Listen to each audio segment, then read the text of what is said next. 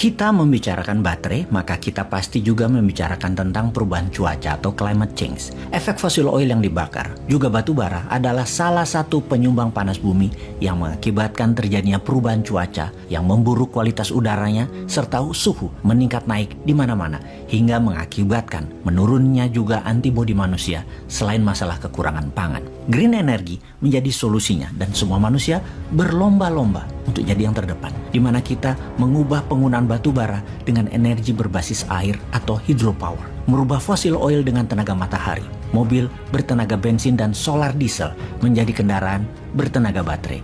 EV atau electrical vehicle dipakai sebagai kendaraan ramah lingkungan, bersih dan bisa didaur ulang serta sustainable. Kalau melihat propagandanya, apakah benar electrical vehicle yang berbasis baterai itu bersih? Apakah benar-benar bersih atau di belakang kinclongnya tersebut ada cerita yang mengerikan yang namanya blood battery atau baterai bisnisnya ini semua mengandung darah. Industri kendaraan bermotor ini yang berbasis baterai ternyata melanggar HAM, membawa kemiskinan dan memperbudak anak-anak. Sahabat semua, video narasi kali ini didukung oleh Dinaran, aplikasi penyimpan emas, aplikasi transaksi emas. Dinaran menerima emas yang Anda simpan di rumah atau dibeli dari manapun untuk disimpan di Dinaran. Dengan menyimpan di Dinaran, Anda diberikan ATM yang rupiah Anda bisa diambil di semua ATM GPN. Dan kartu debit tersebut juga bisa dipakai untuk belanja di mesin edisi dimanapun. Ayo, mari kita download aplikasinya. Sekarang kita kembali ke topik kita bahwa kendaraan listrik dikendalikan oleh baterai, di mana Anda sudah mengenal tentunya. Yang jadi pertanyaan, tahukah Anda bagaimana baterai ini dibuat dan dibuat dari apa? Salah satunya dari metal yang sangat jarang tersedia, yaitu lithium atau Li dan kobalt atau Co. Kobalt memberikan kestabilan di baterai tersebut.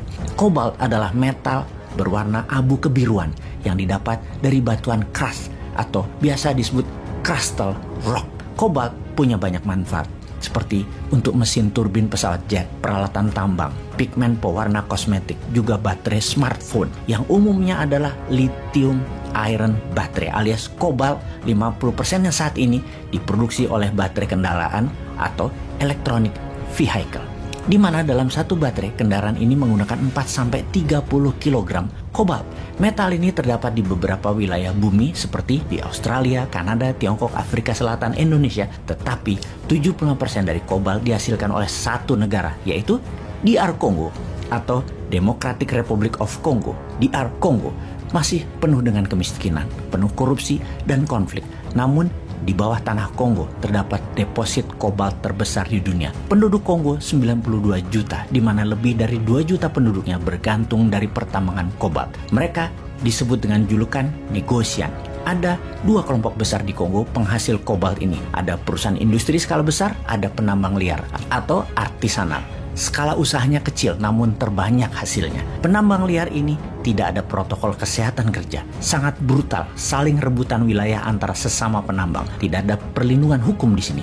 Penambang liar ini ada lebih dari 100.000 anak di bawah umur yang bekerja, bahkan ada yang berusia 6 tahun usianya. Anak-anak kecil ini bermain-main dengan kematian setiap hari. Mereka masuk ke dalam sumur yang sempit dan dalam, di mana tidak ada orang dewasa bisa masuk ke dalamnya.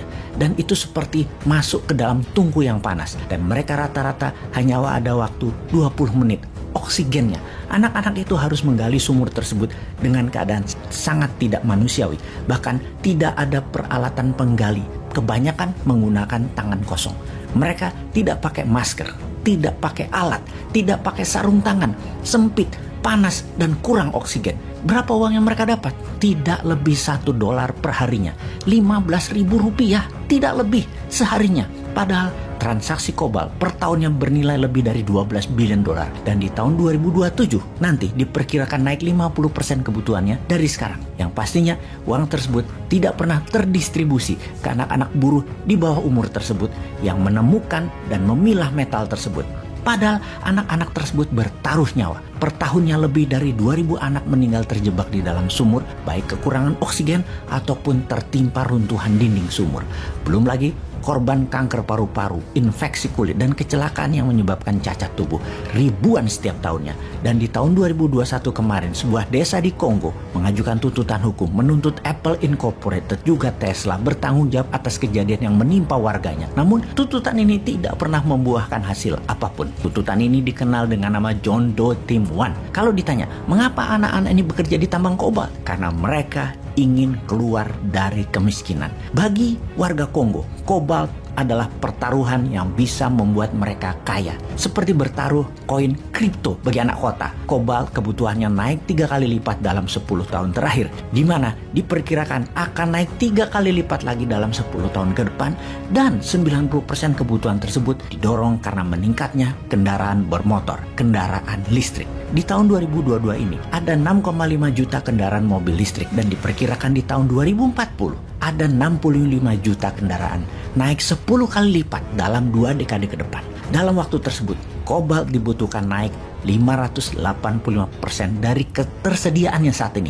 Banyak keluarga di Kongo, para preman warlord dan pejabat korup di Kongo untuk keluar dari kemiskinan. Sungguh, mengirimkan anak kecil mereka ke tambang bukanlah kebutuhan lagi, tapi keharusan. Anak-anak itu bekerja di tambang liar yang tidak ada perlindungan apapun, namun banyak perusahaan besar yang menampung hasil yang mereka buat dengan harga murah. Bagi pengusaha tadi, lebih murah membeli dari penambang liar daripada hasil dari penambang besar.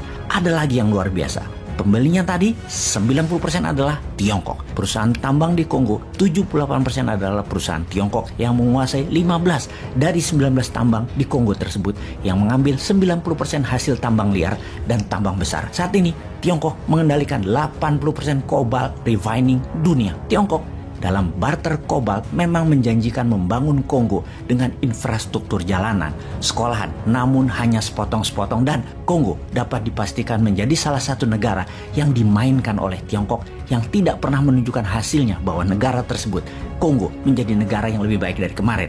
Tiongkok bisa dikatakan penyumbang terbesar bisnis baterai yang berdarah tersebut. Baterai ini, selain ujungnya yang bertanggung jawab atas darah bertumpah tadi adalah industri kendaraan listrik, pastinya Tiongkok juga ikut bertanggung jawab. Perusahaan terbesar milik Tiongkok adalah Congo Dongfang Mining, anak usaha Huayou Cobalt yang menyuplai ke seluruh perusahaan di Eropa, seperti misalnya Volkswagen misalnya. Perusahaan Tiongkok di Kongo mempraktekkan hal yang sama dengan penambang liar kobalt tanpa jaminan keselamatan kerja dan dibayar murah pegawainya. Bahkan terdapat laporan kalau ada buruh yang meninggal, perusahaan Tiongkok tadi menguburkannya di lokasi dan menyogok keluarga korban tanpa pernah lapor ke pemerintah. Jadi kalau dikiaskan, kendaraan listrik itu sudah membunuh manusia bahkan sebelum dipakai di jalanan. Jadi kita bisa bayangkan perusahaan terbesar di dunia yang saat ini menggunakan kobalt dalam baterainya seperti Tesla, Volvo, Renault, Mercy, juga Volkswagen. Mereka menggunakan sumber dari Kongo ini yang dikatakan menerapkan zero toleran terhadap buruh anak. Ternyata tidak benar-benar mengaplikasikan toleransinya tersebut ke buruh anak di tambang kobalt di Kongo.